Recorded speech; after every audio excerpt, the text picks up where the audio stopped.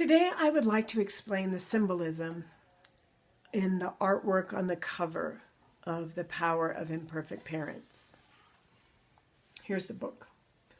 This cover was drawn and designed by Johnene Tungl, very talented young woman artist, and she so captured what I was trying to show and what the book is about. So this cover, first of all, the book itself, The Power of Imperfect Parents, is my journey parenting my children who all have different disabilities and labels. I have 3 children.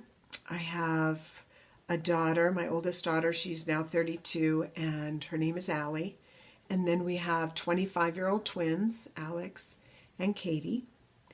And they have labels that include Down syndrome, that's Alex, diabetes, mood disorder, eating disorders, severe allergies, pain issues, ADD and dyslexia, all kinds of things.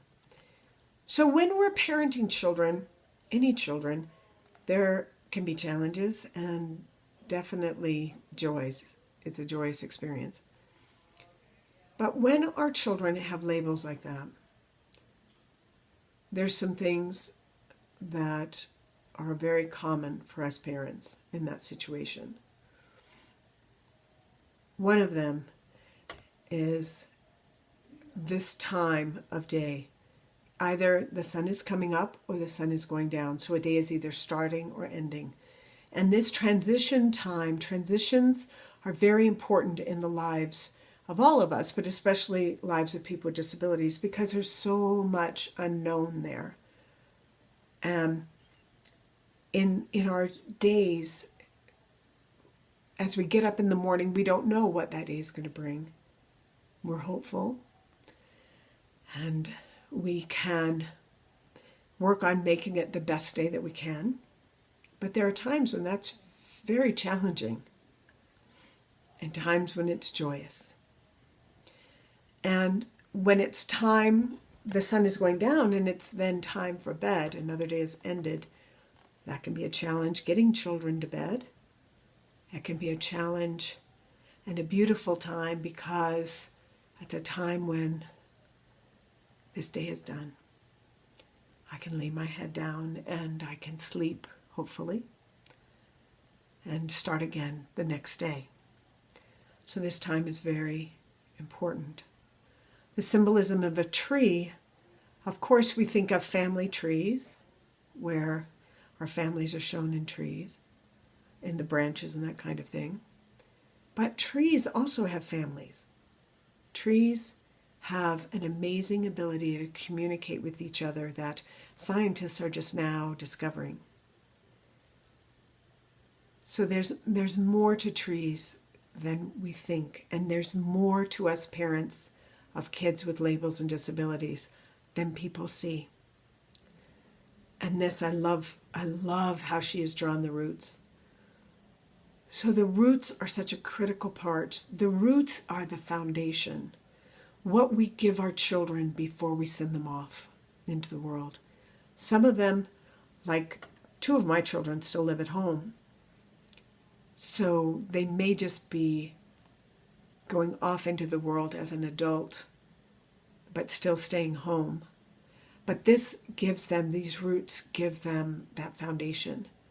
I love this part, because to me, it not only looks like a heart, the love, which is the foundation, and I love where it is, the center, the foundation, everything comes from love.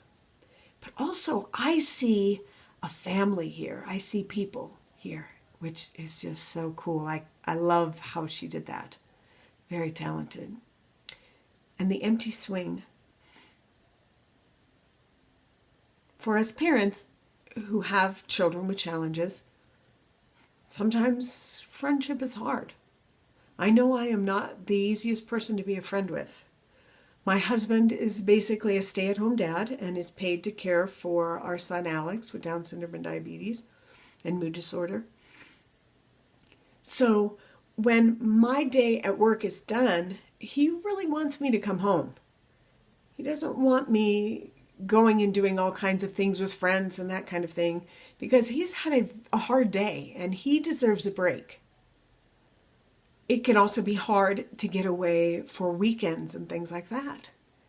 Certainly my husband and I going together on a weekend doesn't happen very often, because when you have a son with diabetes, it can be scary for your grandma or whatever, some family member, to take care of them, because there's a lot to know when you have a kid with diabetes. So the swing is empty because friendships can be challenging, not only for the parents, but also for our kids. Whether that label is ADD and dyslexia, which can make children, they can have issues with social cues, reading social cues. So can children with autism, Asperger's, Down syndrome. Certainly my son is not what you think of, the typical very social person with Down syndrome. So friendships, their swings can be empty. We learn as parents how to fill that swing as much as possible, how to deal with it in our own lives, and how to love ourselves enough to know that we're worthy of that. And the title, The Power of Imperfect Parents, all of us are imperfect parents. It's not possible in my mind to be a perfect parent. There's too many variables, too many things that we just can't know everything about. And the power, it is so powerful what I've been through with my children, my husband, my family. It has taught me, it has given me this inner strength that there is no way I would have gotten anywhere else. I love my family. I love my children and what I've learned. I love this cover, and I sincerely hope you'll be able to read this book and feel powerful yourself and know that you are worthy of love too, and that you are a good parent, even if you're not perfect, because you're probably not. Neither am I. So I love you, and I am so grateful for you taking the time to listen to this, and I do hope you'll read the book and give me your comments. Thank you.